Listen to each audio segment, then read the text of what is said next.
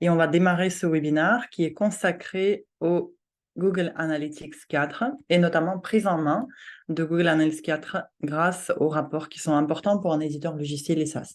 Alors, j'attends juste votre réponse. Alors, bonjour, oui, parfait, très bien. Bon, bah, super, bah, merci beaucoup d'être nombreux aujourd'hui pour ce webinaire. Ce n'est pas le premier webinaire qu'on consacre au sujet de Google Analytics 4 parce qu'on voit en fait, quand on côtoie les éditeurs logiciels lors de nos formations ou des accompagnements, on voit qu'il y a quelques difficultés pour la prise en main de cette nouvelle version de GA4. Et donc, pour cela, on a décidé à nouveau de reprendre ce sujet et d'en parler pendant le webinaire, en plus qu'il y a quand même quelques choses qui arrivent de la part de Google et il faut vraiment bien prendre en main cette nouvelle version. Alors, je partage juste mon écran. Donc, tout au long de ce webinaire, n'hésitez pas à poser vos questions dans l'onglet prévu pour cela. Et puis, je vais répondre à toutes ces questions à la fin. Donc, on va commencer déjà par la présentation de Road to Business. Road to Business, donc, c'est un cabinet de formation qui travaille spécialement avec les éditeurs logiciels et SaaS. Donc, on forme des éditeurs logiciels, mais également on les accompagne, donc notamment pour la mise en place de GA4, par exemple pour la mise en place des balises de suivi pour la création des événements, des conversions avec Google Tag Manager. Juste un exemple de notre périmètre de travail, notamment par rapport à cette thématique GA4. Et donc, je suis Alicia Inosova, consultante et formatrice chez Road to Business depuis maintenant plus de 8 ans et je travaille justement sur les sujets de marketing opérationnel digital et notamment GA4. Donc, passons au sujet. Alors, Google Analytics 4, avant de rentrer dans ce sujet, on va juste prendre quelques minutes pour réfléchir, pour discuter du mindset du web analyst. Parce que n'importe quelle solution vous mettez en place pour faire le suivi de vos actions marketing, ce qui est important, c'est vraiment de comprendre pourquoi est-ce qu'on va sur Google Analytics 4, sur Matomo ou sur une autre solution d'analytics. Déjà, la première chose qu'on va faire grâce à ces outils de web analyse, c'est diagnostiquer et optimiser la question du trafic. Donc, on va venir pour voir quels sont les investissements les plus rentables, lesquels sont moins, qu'est-ce qui va pas par rapport à nos campagnes payantes ou par rapport à notre référencement naturel et ainsi de suite. Donc, on va regarder vraiment tous les canaux d'acquisition de trafic et on va identifier des choses à tester, à améliorer, etc. On va diagnostiquer également notre site web. On va regarder quelles sont les pages qui convertissent le plus, quelles sont les pages qui ont le taux d'engagement, le taux de rebond élevé, etc., etc. Donc voilà, on va regarder quel est le parcours d'achat d'un éditeur logiciel, le parcours de conversion. Donc, évidemment, Google Analytics, c'est un outil universel et qui est adapté donc, pour tous les métiers, pour le e-commerce, pour la génération de leads, pour un blog, pour un forum, etc. Mais pour un éditeur logiciel, donc, il y a tout à fait les possibilités de suivre le parcours de conversion. Voir sur quelle page la décision est prise, sur quelle page le formulaire de demande de démo, de demande de contact est rempli, et ainsi de suite. Et améliorer ces pages aussi en fonction de ce qu'on a identifié. On va pouvoir étudier en profondeur des segments d'utilisateurs. Donc, on va pouvoir comparer plusieurs segments, par exemple des villes, des pays, ou juste comparer la navigation sur une page spécifique à partir de PC et à partir de mobile. Et puis aussi, on va analyser les performances du site web, l'affichage de votre site sur différents navigateurs, sur différents appareils, la vitesse de chargement de certaines pages, etc. Dans tous ces cas, ce qui est important vraiment de comprendre, c'est que ces analyses doivent conduire à une action.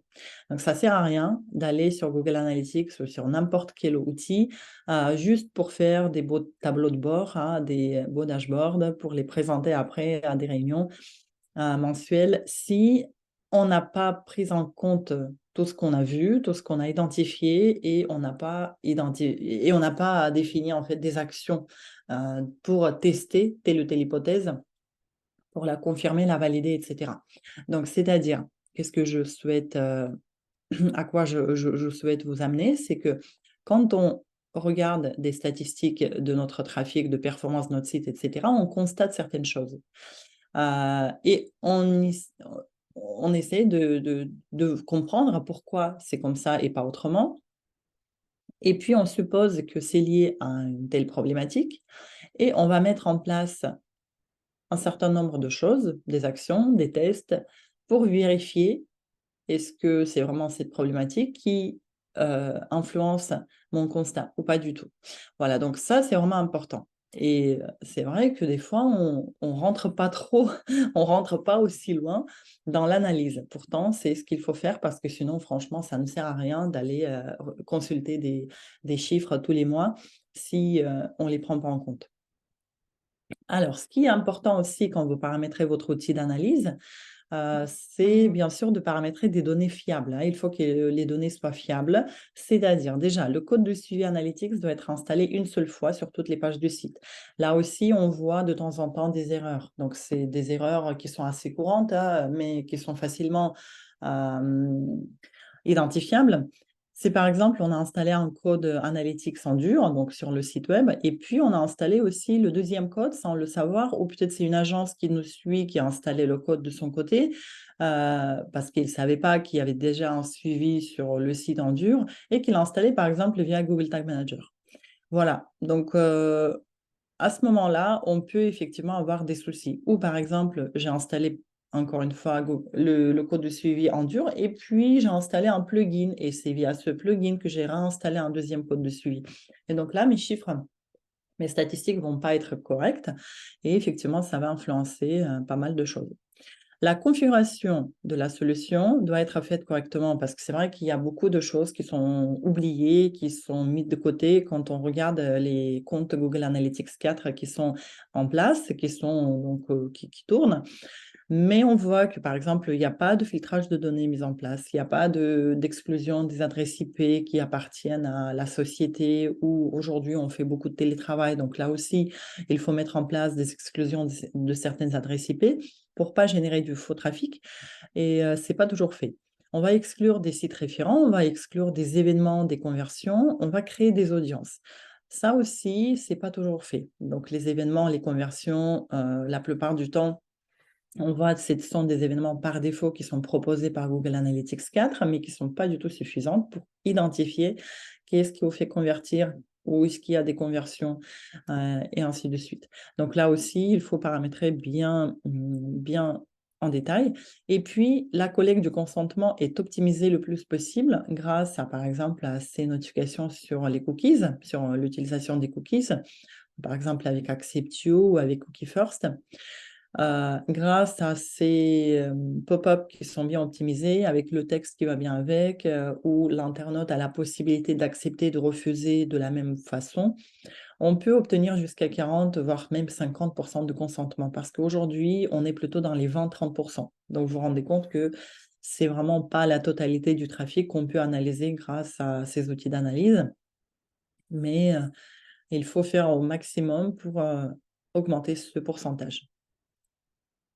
Un point légal sur GA4 parce que justement, depuis un moment, on était un peu mitigé parce qu'on savait que Google Analytics 4 n'est pas conforme à la loi RGPD, donc à la loi européenne.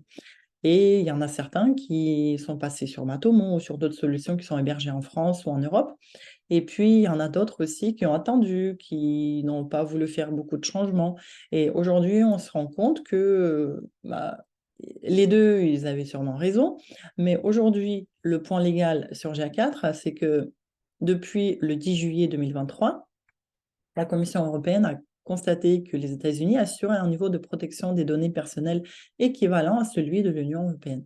Donc, ça veut dire qu'à partir du 10 juillet 2023, l'usage de GA4 est tout à fait conforme. Et donc, en sachant que c'est un outil gratuit, c'est un outil qui est lié à beaucoup de produits Google. Donc, c'est un outil qui est facilement pris en main et gratuit, encore une fois, je souligne.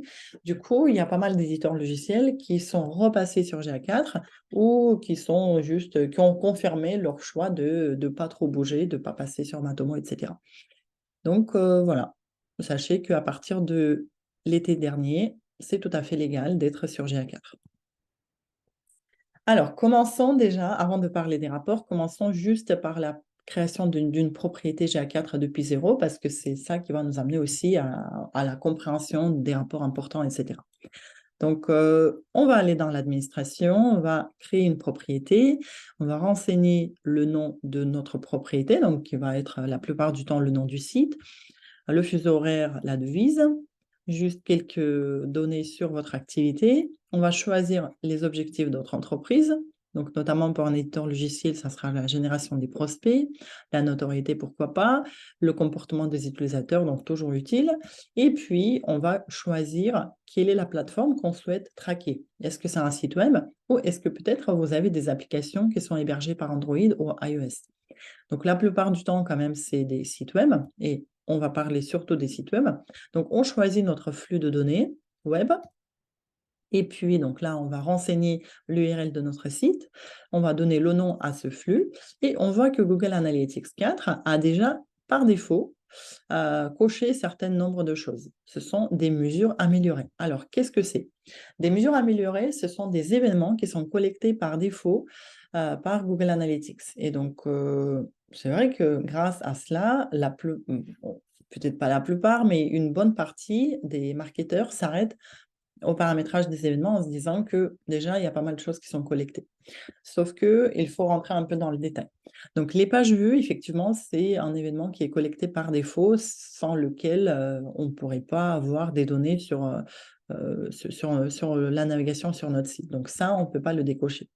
Après, le défilement, donc c'est un scroll qui est pris en compte uniquement quand on défile jusqu'à 90% de la page. Donc, c'est-à-dire on descend vraiment tout en bas de la page et c'est à ce moment-là que le scroll est pris en compte. Donc, ça, c'est bien de le connaître parce qu'il y en a certains qui pensent que juste un scroll suffit pour que cet événement automatique soit déclenché, mais non, pas du tout.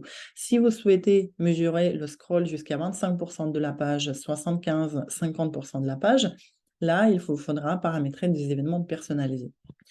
Alors, le clic. Donc là, déjà, Google a fait un effort et a précisé qu'il s'agit du clic sortant parce que jusqu'à peu, l'événement s'appelait juste clic. Et d'ailleurs, dans vos statistiques, dans vos métriques, vous allez avoir le nom de la colonne qui va s'appeler clic. Et donc là aussi, on est un peu perdu. On pense qu'il s'agit des clics sur notre site, sur nos pages web, mais en fait, pas du tout, il s'agit du clic sortant. Donc, il faut vraiment faire attention et lire tout ce qu'il propose. Donc, il s'agit bien des clics sortants. Donc, si vous souhaitez mesurer des clics sortants, par exemple, sur un site partenaire ou sur un site, je sais pas, par exemple, sur un site d'achat, pourquoi pas? Donc, mais si vous souhaitez mesurer les clics au sein de votre site, donc par exemple le clic sur le menu, le clic sur un bouton spécifique, le clic sur un PDF spécifique, etc., là aussi, il vous faudra paramétrer des événements personnalisés. La recherche sur le site, donc si vous proposez une barre de recherche, ça peut être intéressant pour voir quels sont les mots-clés qui sont utilisés sur votre site pour faire des recherches. Donc là, vous allez comprendre les requêtes, les problématiques de votre cible, de votre audience. Les interactions avec des formulaires. Alors, cet événement ne fonctionne pas très bien, donc vous pouvez le décocher parce que la plupart du temps, aucun formulaire ne remonte. Donc, pour éviter des erreurs, il vaut mieux le décocher et paramétrer le suivi des formulaires à part, pareil, par des événements personnalisés. Donc, en fonction comment vous mesurez le formulaire, est-ce qu'il y a juste un pop-up qui s'affiche une fois le formulaire est rempli ou est-ce que vous dirigez l'internaute vers une nouvelle page de remerciements, etc. Donc là, le paramétrage va être plus ou moins facile, mais en tout cas, il n'y a rien de hyper compliqué là-dedans. On peut paramétrer ces événements directement sur GA4 ou la meilleure façon de faire, c'est passer quand même par Google Tag Manager. C'est un outil spécial, donc prévu pour ça, pour le tracking, création des balises personnalisées. Donc, et vous suivez vos formulaires tranquillement vous-même sans passer par ces mesures améliorées qui ne fonctionnent pas très bien. Engagement avec des vidéos. Donc là aussi, il faut absolument qu'il s'agisse des vidéos YouTube. Donc si vous hébergez quelques vidéos en dur sur WordPress ou sur Vimeo ou autre chose, donc là, ça ne va pas remonter correctement. Là aussi, donc faites le choix plutôt de créer le suivi de vos vidéos personnelles au lieu d'activer cette mesure améliorée. Et le téléchargement de fichiers, bon, Là aussi, le téléchargement de fichiers donc, va être créé de façon automatique et tous les fichiers de notre site vont être collectés dans un seul et même événement. Si vous souhaitez traquer vos fichiers un par un, donc vous en avez plusieurs, imaginons la présentation de société, des livres blancs, des études de cas, etc., qui sont téléchargeables, il vaut mieux, pareil, créer vos événements personnalisés. Donc, les mesures améliorées, vous voyez, c'est très bien que Google Analytics le propose maintenant par rapport à l'ancienne version, mais ça ne suffit pas pour bien comprendre qu'est-ce que font mes utilisateurs sur le site. Donc, il faut paramétrer quand même un certain nombre de choses à côté.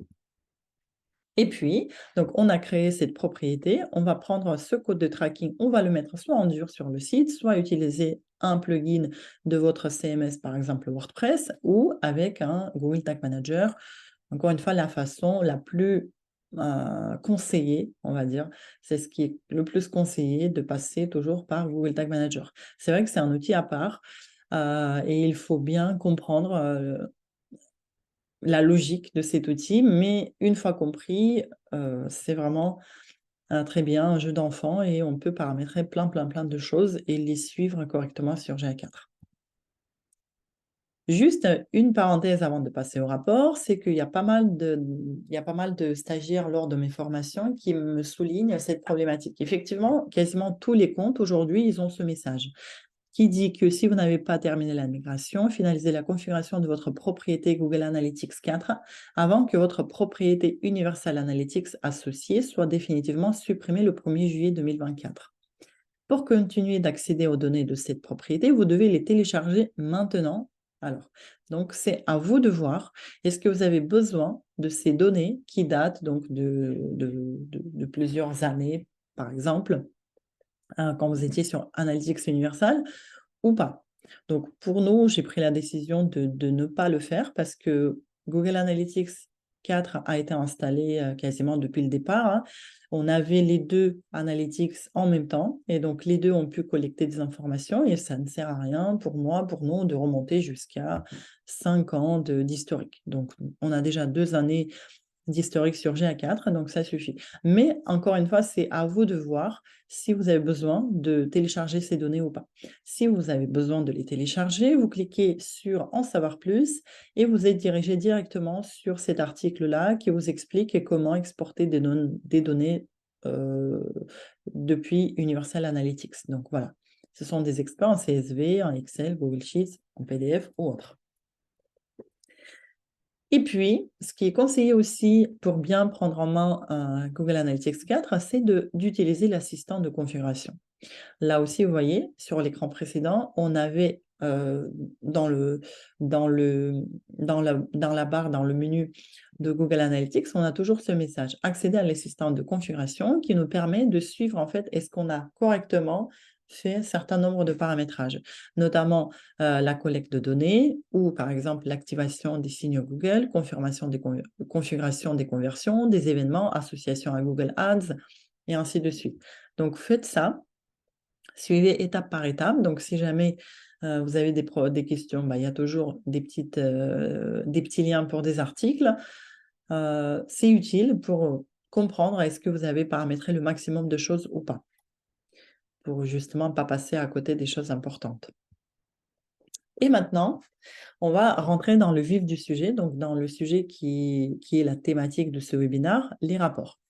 Déjà, quand vous allez sur Google Analytics 4, vous allez tomber sur un dashboard qui est fait par Google Analytics pour vous. C'est ce qu'on appelle instantané des rapports. Alors ici, on va avoir des rapports en mode fiche, en mode widget. Vous voyez, donc il y a beaucoup de fiches qui sont ordonnées de cette façon. Si vous souhaitez les paramétrer, les personnaliser, supprimer certains qui sont inutiles pour vous. Encore une fois, je rappelle que Google Analytics 4, c'est quand même un outil universel qui est pensé pour tous les business possibles, e-commerce, blog, forum, génération de leads, en B2B, etc., etc. Donc, il y a des choses qui sont forcément inintéressantes pour vous. Donc ça, pour remédier à ça, donc vous allez sur le petit crayon, vous personnalisez ce rapport, cette présentation de dashboard, vous supprimez certains certaines fiches, et puis vous ajoutez au contraire d'autres fiches qui sont proposées, vous voyez ici. Par exemple, la fiche sur le cycle de vie, nouveaux utilisateurs par groupe de canaux d'acquisition de trafic. Ça peut être intéressant, et ainsi de suite. Donc ça, c'est la première chose par rapport à la personnalisation de ce rapport. Après, une fois vous êtes dans le rapport détaillé, parce que là, on est plutôt dans des fiches, dans des widgets, mais une fois on va cliquer sur afficher temps réel, on va accéder au rapport détaillé, ou une fois, pareil, on va cliquer ici, donc le petit texte cliquable n'est pas visible, mais à chaque fois, Google va vous proposer d'accéder à un rapport détaillé. Et donc, une fois que vous êtes dans le rapport détaillé, qui se représente comme ceci, par exemple, avec dimensions différentes, avec des métriques. Donc, dimensions, c'est toujours des lignes horizontales avec différentes dimensions donc, qui peuvent être analysées. Et puis, des métriques, bah, c'est des colonnes avec telle ou telle métrique. Et on peut pouvoir paramétrer ça comme il nous faut. On va pouvoir personnaliser ça en choisissant des dimensions spécifiques et des métriques également spécifiques. Et comme ça, vous préparez un rapport qui est 100% personnalisé à vos besoins. Et donc, accédons enfin à ces rapports. Dans le menu de Google Analytics, vous avez un onglet qui s'appelle Rapports. Et dans ce rapport, donc vous avez, vous voyez, l'instantané des rapports, le temps réel, et puis dans le cycle de vie, vous avez différents rapports qui sont intéressants pour un éditeur logiciel. C'est notamment acquisition et engagement. Monétisation ne concerne pas la plupart du temps parce qu'on ne fait pas de vente directe. En tout cas, la plupart des éditeurs ne le font pas. Et fidélisation, c'est encore très, très pauvre en statistiques. Donc, c'est quasiment inexploitable. Il n'y a quasiment rien comme données qui remontent. Ça va sûrement changer, mais aujourd'hui, donc, c'est très pauvre en données. Donc, on va surtout se concentrer sur acquisition et engagement, sur ces deux rapports, sur ces deux grandes familles de rapports, on va dire. Et puis, quand on regarde le menu principal, donc les rapports, c'est là qu'on va trouver tous les rapports, qu'on va pouvoir les personnaliser. Dans la partie explorer, on va pouvoir créer des rapports personnalisés, mais vraiment personnalisés qui ne sont pas, qui vont jamais remonter ici dans les rapports. Donc, c'est vraiment des choses que vous faites vraiment sur mesure. Donc, visualisation sur mesure, c'est ce que je précise ici. Et puis, dans la partie publicité, vous allez pouvoir évaluer vos conversions selon différents modèles d'analyse, analyser les chemins de conversion, etc. C'est si jamais vous lancez, vous avez beaucoup de canaux de trafic et vous souhaitez voir quels canaux convertissent le plus. Donc là, ça sera dans la partie publicité. Donc aujourd'hui, dans le cadre de ce webinaire, on va se concentrer surtout sur des rapports. Alors, voyons le premier rapport qui est ultra utile pour tout le monde, hein, pas que pour les éditeurs logiciels, mais vraiment pour tout secteur d'activité. Bien évidemment, c'est le rapport sur l'acquisition du trafic. Ce rapport permet d'identifier les principaux canaux d'acquisition de trafic, que ce soit l'organic search, donc le référencement naturel, l'email, organic social, donc tout ce qui est LinkedIn, X, Instagram, Facebook, etc., du direct, un referral, donc tous les sites qui vous amènent du trafic. Ça peut être vos partenaires, ça peut être vos clients, ou ça peut être tout simplement des sites tierces, comme par exemple des sites, des comparateurs de logiciels qui vous amènent du trafic. Le paid search, donc principalement, ça sera Google Ads, etc., etc. Donc, on va pouvoir créer des segments par canaux, on va pouvoir les comparer entre ces segments, entre ces canaux d'acquisition. On va pouvoir voir lequel convertit le plus. Donc, voilà une présentation sur un compte de test. Donc, on va voir principaux canaux d'acquisition de trafic. On va pouvoir analyser le nombre d'utilisateurs. Attention, quand Google appelle une métrique utilisateur, il s'agit d'utilisateurs actifs, hein. Ce n'est pas tous les utilisateurs, ce n'est pas le total d'utilisateurs, c'est vraiment les utilisateurs actifs.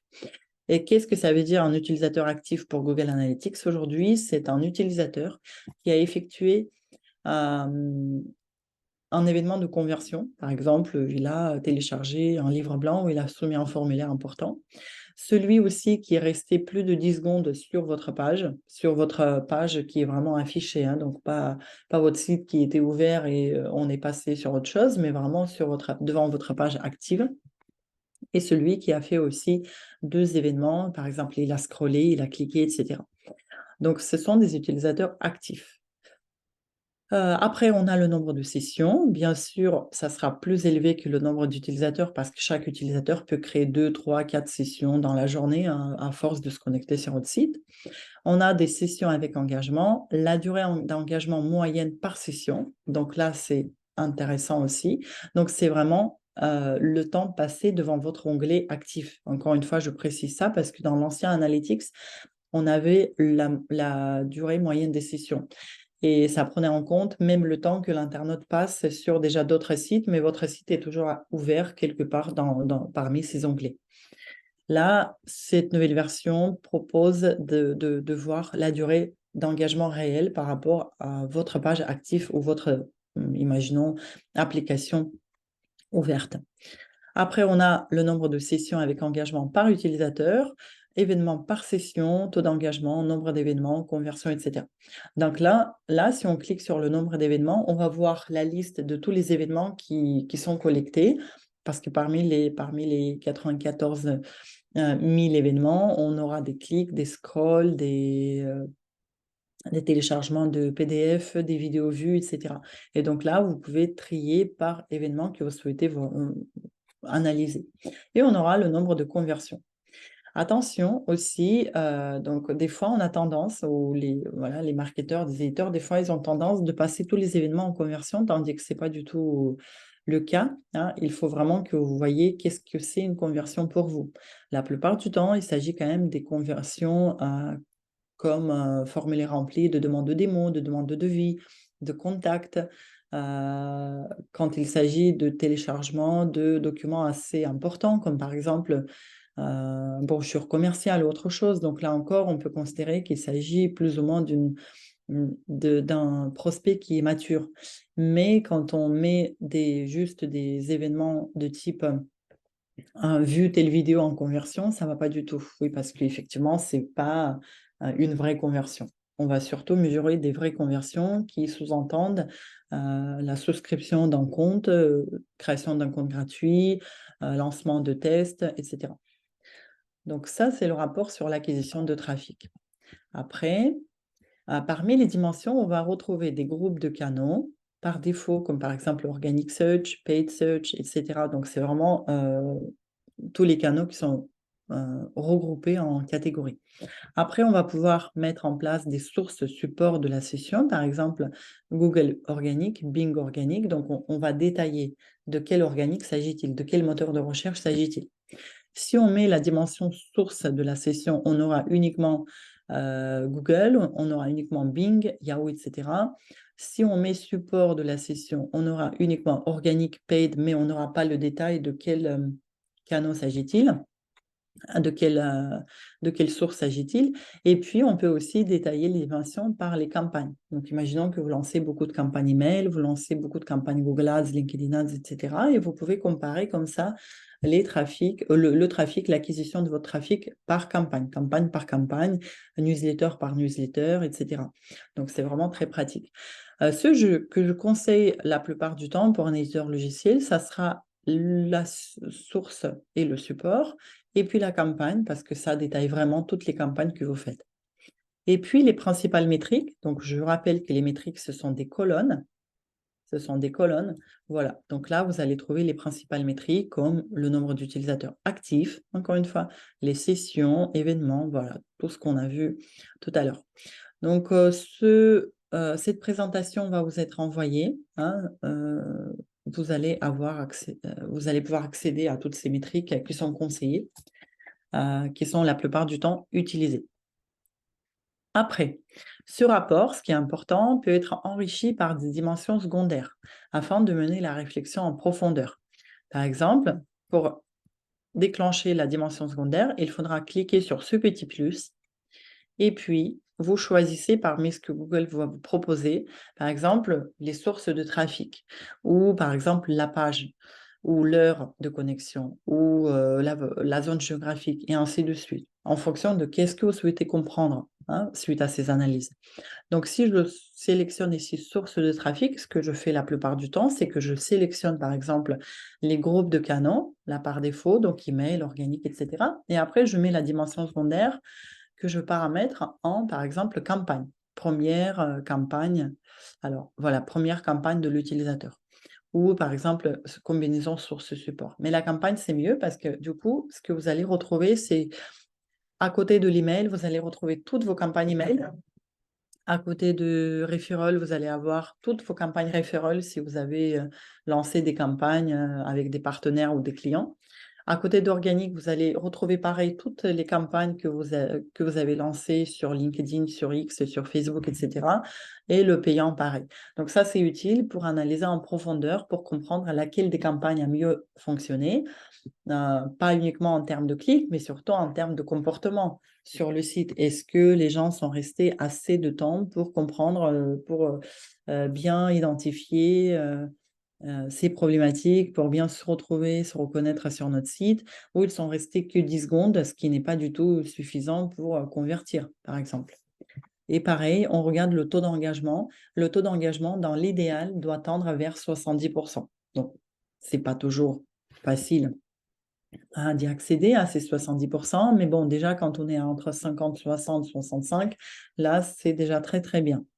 Et à côté, pareil, parmi les métriques, vous pouvez remonter une des métriques qui est taux de rebond, pas juste pour pas vous faire des calculs vous-même, le calcul pourtant qui est très simple, mais en tout cas, vous allez avoir le taux d'engagement, par exemple, de 68% et le taux de rebond pour ce canal,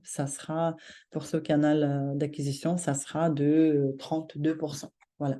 Et on sait qu'un taux de rebond idéal, c'est de l'ordre de 30% et le taux d'engagement idéal, c'est à peu près 70%. Voilà, il faudra tendre vers ces chiffres-là. Pourtant, si, imaginons que vous voyez un canal qui vous amène beaucoup de trafic, mais en plus, vous faites pas mal de dépenses, imaginons qu'il s'agit de campagnes payantes, et vous voyez que le temps passé n'est pas élevé, le taux d'engagement n'est pas élevé, et donc là aussi, on se pose des questions, est-ce qu'on continue cette campagne? Qu'est-ce qui ne va pas? Est-ce que c'est la page d'atterrissage qui ne convertit pas, ou est-ce qu'il y a autre chose à modifier, à optimiser au sein de cette campagne? Donc, voici le premier rapport qui va être super intéressant à mettre en place, à analyser, à paramétrer correctement. Alors, quand je parle de paramétrage correct, je parle de la personnalisation. Parce qu'encore une fois, par défaut, on aura des métriques qui sont inutiles des fois, comme par exemple revenu total. Ce n'est pas tous les éditeurs logiciels qui vendent directement et donc ce n'est pas toujours évident de paramétrer le revenu total, combien nous amène une conversion. Donc, c'est une colonne souvent inutilisée, donc inutile plutôt. On va la supprimer et on va rajouter des métriques qui sont vraiment intéressantes pour nous. Alors, pour faire ceci, encore une fois, donc vous cliquez sur le petit crayon de personnalisation et vous allez dans des métriques, vous cherchez des métriques qu'il vous faut, tout simplement en tapant les métriques, par exemple, que j'ai proposées ici, comme le nombre de sessions avec engagement, durée de l'engagement utilisateur par session, et puis vous supprimez des métriques qui sont par défaut proposées, mais qui ne sont pas intéressantes pour vous. Voilà, donc ça, c'est très, très important. Vous pouvez aussi paramétrer la dimension secondaire tout de suite. Comme ça, vous la gardez dans votre rapport. Elle ne va pas disparaître, elle va être toujours présente. Et aussi, vous pouvez même paramétrer un filtre. Alors, donc pour cela, je vais vous partager mon écran. Voilà, je voulais vous montrer à quoi peut ressembler. Voilà, on est là sur Analytics. Je vais actualiser. Voilà, on est donc sur un test, sur un site de test. Et je vais vous montrer comment est-ce qu'on pourrait paramétrer ces rapports. Bon, une fois, ça va se charger la page. Alors, en attendant, je vais regarder un peu. Alors, vous ne voyez pas mon écran. Alors, pour le moment, il n'y a rien qui se passe sur l'écran. C'est ça aussi le problème. Alors, attendez, je vous partage Hop, la page. J'actualise à nouveau. Est-ce que là, maintenant, vous voyez la page? Bon, qui est blanche pour le moment. Yes, ça arrive. Ok, super. Parfait. Merci. Merci, Frédéric. Voilà. Donc là, je suis sur quasiment sur mon outil de test. Alors, je vais vous montrer qu'est-ce que vous pouvez faire comme personnalisation des rapports et qu'est-ce qu'on fait pendant nos formations qui sont destinées à Google Analytics. Vous voyez, donc dans les cycles de vie, vous allez avoir des acquisitions. Ah, non, c'est pas vrai. Pourquoi il ne m'affiche pas ce qu'il faut?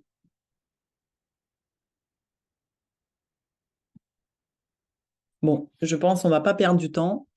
Il y a juste un problème d'affichage, c'est trop lent. Alors, pour ne pas perdre du temps, ce que je souhaitais faire, en fait, ce que je souhaitais vous préciser, c'est qu'on va pouvoir être capable de montrer, de créer en fait des rapports personnalisés, par exemple par rapport uniquement les campagnes email, uniquement les campagnes paid search, uniquement pour le naturel, etc., etc. C'est-à-dire vous organisez vraiment vos rapports en fonction de toutes vos actions que vous lancez, par rapport à tous vos canaux d'acquisition que vous lancez.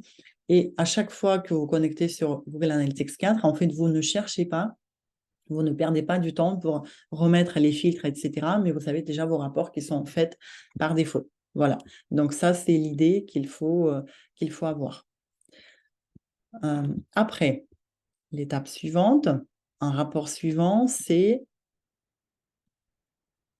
Alors, je vais reprendre donc mes rapports. Et le rapport suivant, ça sera le rapport sur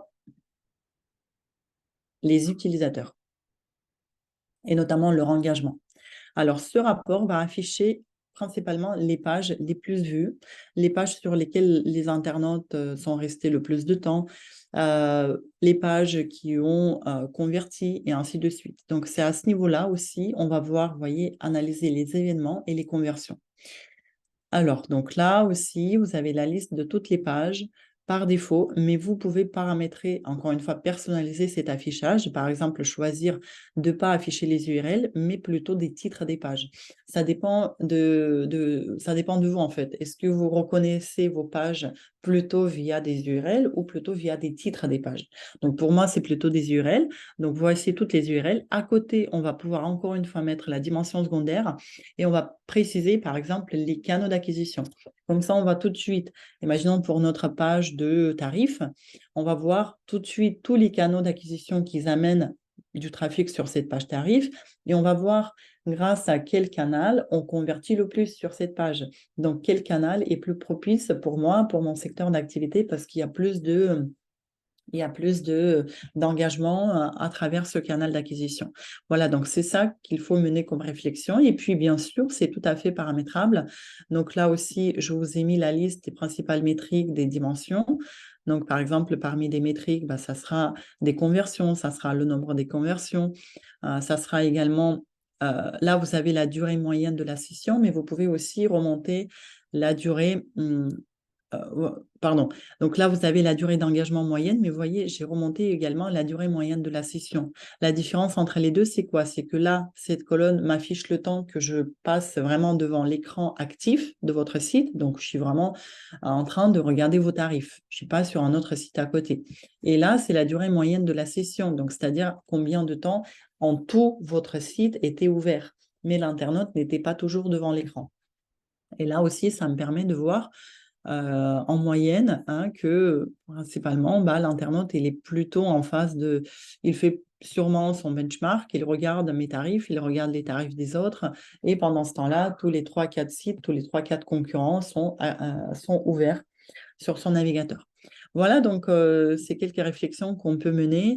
Pareil, on identifie les pages qui sont le plus consultées, on regarde le temps passé, on regarde les canaux qui ont amené du trafic, le nombre d'événements, et puis les conversions, et on essaie de décider un certain nombre de choses. Donc, identifier des choses actionnables. Par exemple, si cette page qui devrait convertir ne convertit pas assez, on va pouvoir la restructurer, remonter le formulaire un peu plus haut, ajouter des éléments de réassurance comme des avis, des témoignages, créer des études de cas, importer le tel secteur d'activité. Donc, on pourra réfléchir à d'autres actions à mettre en place pour faire en sorte que cette page qui doit convertir, enfin convertisse.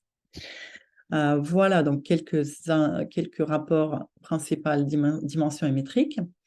Et puis, un autre rapport qui est pareil super important, ce sont les événements. Alors, les événements, encore une fois, sous condition que vous les avez bien paramétrés. Donc là, je vous ai parlé des événements que Google Analytics appelle mesures améliorées, qui sont collectés par défaut, mais qui ne sont pas suffisantes. On a aussi des événements collectés automatiquement, donc sans lesquels, en fait, il n'y aurait vraiment pas de notion d'analyse, comme par exemple le page view ou form submit, form start. Donc, c'est-à-dire quand Google il est capable de voir le formulaire se remplir, mais en pratique, on voit que ça ne marche toujours pas. Ça ne marche pas toujours très bien. Et on a aussi les événements recommandés que Google Analytics nous recommande de mettre en place. Vous voyez, donc dans la liste que j'ai sélectionnée surtout pour le web, l'événement qui est le plus pertinent pour un éditeur logiciel, c'est l'événement. C'est l'événement Generate Lead. Ah, pardon, attendez. J'ai pas mis. Hop, c'est ça. Voilà, l'événement qui est le plus important pour un éditeur logiciel, c'est plutôt le Generate Lead. Quand on va avoir un formulaire de demande de démo, de demande de création d'un compte d'essai, demande de devis, etc., qui va être rempli. Et puis, on va recevoir la notification comme quoi il y a un prospect mature. Et puis, il y a d'autres événements aussi qui pourraient être intéressants à suivre, comme par exemple le login. Ou par exemple comme le sign-up, quand il s'agit d'une création d'un compte sur votre site web ou dans votre application.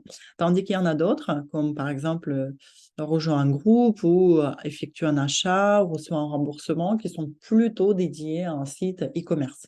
Voilà, donc là, on va se concentrer surtout sur des événements utiles pour le B2B, comme Generate Lead, comme Login, comme Sign-up, etc. Alors, afin d'obtenir le plus de détails possible dans vos rapports sur ces événements recommandés, il vous faudra la plupart du temps renseigner les paramètres prescrits. Par exemple, vous voyez, pour l'événement Sign-up, donc quand je crée mon compte sur un site d'éditeur logiciel, on va pouvoir paramétrer le nom, le type, obligatoire ou pas, exemple de valeur.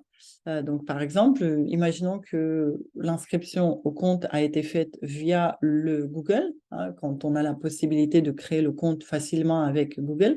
Voilà, donc là, on va pouvoir paramétrer ces choses-là et ça va remonter dans notre analytics. Attention, donc ce sont des choses un peu plus techniques. C'est des choses qu'on aborde souvent dans notre formation à part de GA4. Donc là, je ne vais pas rentrer trop dans le détail, mais c'est vrai que ce sont des choses un peu plus techniques que les événements classiques qu'on pouvait paramétrer, parce qu'il faut savoir, il faut connaître des exemples des valeurs possibles, et on peut paramétrer comme ça pas mal de choses intéressantes pour que ça remonte dans votre analytics par la suite. Voilà, je vous ai mis ici une copie d'écran de Google Tag Manager, parce que c'est vrai que la plupart du temps, ce sont des événements qu'on va créer avec Tag Manager. Les créer sur GA4, ce n'est pas la meilleure façon de faire. Il vaut mieux les créer, paramétrer tout sur Tag Manager. On est sûr qu'il n'y a pas d'erreur, parce qu'on va pouvoir vérifier de côté Tag Manager, de côté prévisualisation, on va pouvoir vérifier avec le debug mode de GA4, et comme ça, on est sûr que l'événement qu'on a créé, il fonctionne comme il faut. Voilà, juste une petite parenthèse, mais ce qui est conseillé par tous les analystes, tous les web analystes. Un autre rapport qui peut être intéressant, bien évidemment, c'est le rapport sur le suivi des conversions. Alors, vous avez paramétré vos événements et vous avez passé certains événements en conversion, pas tous les événements, mais certains. Et là, vous allez pouvoir suivre quels sont encore une fois les canaux d'acquisition qui vous amènent le plus de conversions par rapport à par rapport à telle ou telle conversion. Donc, voici par exemple les événements qui déclenchent la conversion. Voici le nombre de ces conversions, le nombre total d'utilisateurs qui ont converti. Donc là, on voit que certains utilisateurs convertissent plusieurs fois. Le revenu total, donc encore une fois, si cette colonne est inutile, on va aller ici dans le petit crayon, on va enlever cette métrique et rajouter plutôt la métrique qui est pertinente pour nous, et ainsi de suite. Donc là, avec la dimension secondaire, on va pouvoir paramétrer, on va pouvoir afficher la colonne avec les canaux d'acquisition ou carrément les campagnes. Comme ça, on verra quelles sont les campagnes, par exemple, de l'email ou de Google Ads ou de LinkedIn Ads qui ont converti. Et comme ça, on a une idée de quelles sont les actions qu'on met en place qui convertissent et lesquelles non. Et puis, un rapport sur les audiences. Donc là aussi, ça peut être utile pour lancer des campagnes de remarketing, notamment sur Google Ads. Si vous lancez des campagnes Google Ads, donc regardez bien cette fonctionnalité sur Google Analytics 4. On va créer une audience, par exemple, on va prendre en compte, on va créer une audience de tous ceux qui ont visité la page, imaginons la page de notre solution ou la page d'usage ou la page de tarifs et ainsi de suite. Et on va lancer une campagne publicitaire via Google Ads uniquement sur cette audience-là. Il y a quand même des prérequis. Il faut que cette audience, ça compte au moins 1000 personnes. Donc, il faut que c'est une page qui génère assez de trafic. Mais déjà, pour commencer, pour tester cette campagne de remarketing, vous pouvez lancer le remarketing sur tous les visiteurs du site, sans diviser par page. Vous pouvez prendre tous ceux qui viennent déjà sur votre site et leur afficher vos campagnes de remarketing quand ils sont par-ci, par-là sur le web, quand ils naviguent sur d'autres pages, d'autres sites, et ils peuvent voir comme ça votre annonce dynamique, sous forme de bannière, sous forme de texte, etc. Donc ça peut être aussi utile pour créer vos campagnes.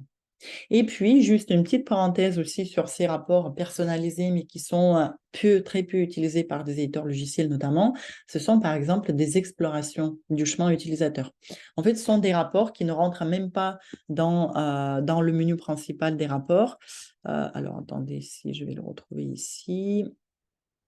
Ce sont des rapports en fait qui sont affichés dans la partie explorée, qui sont à créer dans la partie explorée, qui ne vont pas être visibles dans vos rapports d'acquisition principaux, mais qui vont être toujours dans l'onglet explorer. Et qu'est-ce qu'on peut faire avec ce type de rapport? On va pouvoir, par exemple, créer un rapport pour suivre le chemin utilisateur. Imaginons qu'on a identifié une page et on va voir quelles sont les pages qui étaient vues avant, quelles sont les pages qui étaient vues après. C'est vrai que dans l'ancienne version d'Analytics, on accédait à ce rapport assez facilement. C'était un rapport par défaut.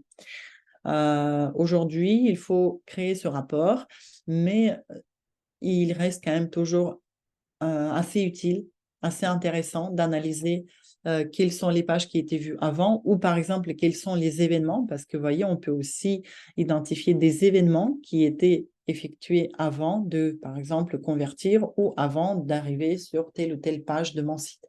Voilà, donc ce sont des rapports qu'on va pouvoir paramétrer en plus et aussi on va pouvoir paramétrer par exemple un rapport sur tous les clics sortants.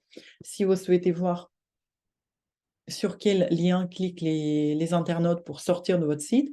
Est-ce que ce sont des liens vers les pages des partenaires, vers les pages imaginons, vous avez un site à part pour effectuer un paiement, par exemple, ou pour créer, ou pour consulter le FAQ, etc. Donc là aussi, vu qu'il s'agit d'une redirection vers un autre nom de domaine, ça serait aussi intéressant de paramétrer ce rapport personnalisé et voir sur quelle page, sur quel lien les internautes cliquent et à quel moment ils sortent de votre site. Voilà, donc tout ça, c'était par rapport aux rapports qui sont utiles pour un éditeur logiciel. Donc, évidemment, il faut beaucoup plus de temps pour les paramétrer correctement, pour faire en sorte que vous puissiez vraiment à chaque fois vous connecter à Analytics et avoir déjà des choses paramétrer sans perdre du temps pour remettre des dimensions secondaires, des filtres, etc. Donc tout ça, on le fait pendant notre formation d'une journée sur Google Analytics 4. On paramètre ces rapports, on va créer des événements et les passer en conversion avec Tag Manager. Voilà, donc on rentre vraiment dans le détail de ces choses-là et on essaie d'identifier des choses actionnables et de voir qu'est-ce qu'on peut mettre en place pour améliorer les conversions sur cette page via ce trafic et ainsi de suite. Donc, c'est une formation vraiment très, très personnalisée à 100% pratique. Donc, n'hésitez pas, cette formation aussi peut être prise en charge par votre OPCO et c'est une formation à distance qui dure une journée, mais qui, à la sortie, vous avez votre GA4 à paramétrer comme il faut. Donc, voici une petite parenthèse sur la formation qu'on propose. Et maintenant, je vais prendre vos questions. Donc, n'hésitez pas à poser vos questions. Je rappelle encore une fois que je vais vous envoyer le support dans l'après-midi et vous allez avoir aussi le replay par rapport à cette formation. Alors, donc, je regarde, il y a surtout des questions sur est-ce qu'on va recevoir le replay et les supports? Oui, donc ça oui. Est-ce que vous avez quelques questions par rapport à GA4? Quelques questions bien précises ou par rapport à certains rapports qu'on a vus pendant ce webinaire? Est-ce que déjà vous avez mis en place ces rapports? Est-ce que vous avez personnalisé ces rapports ou vous êtes resté plutôt sur le paramétrage de base? Donc, c'est-à-dire vous avez juste créé la propriété et vous êtes passé à autre chose. Donc, si vous pouvez me répondre à cette question. Oui, donc je vois qu'il y a pas mal de gens qui, effectivement, qui ont laissé le paramétrage par défaut, hein. Donc, les paramétrages d'usine. Et c'est bien dommage parce que Google Analytics, c'est quand même un outil qui est vraiment paramétrable sur mesure. On peut identifier plein de choses utiles avec ces rapports. Oui, donc voilà, je vois de plus en plus de réponses dans ce type. Nous sommes restés au paramétrage par défaut. Voilà, donc n'hésitez pas, hein, prenez votre temps pour bien paramétrer parce qu'encore une fois, Analytics, c'est beaucoup de chiffres, mais il faut identifier des choses actionnables, hein. Il faut bien comprendre c'est quoi la logique derrière tel ou tel rapport. Donc, et pour cela, il faut que vous personnalisez un maximum de choses, y compris les événements, les conversions. Et juste après, vous pourriez bien comprendre qu'est-ce qui se passe réellement sur votre site. Voilà. Bon, bah, s'il n'y a pas d'autres questions, dans ce cas-là, je vous libère, hein. Donc, on a fait quasiment 1 heure de webinaire. Donc, j'espère que ce webinaire vous a été utile, qu'il vous a montré le potentiel de GA4. Et puis, je vous souhaite un très bon appétit et à bientôt, peut-être lors d'une de nos formations. Très bonne journée.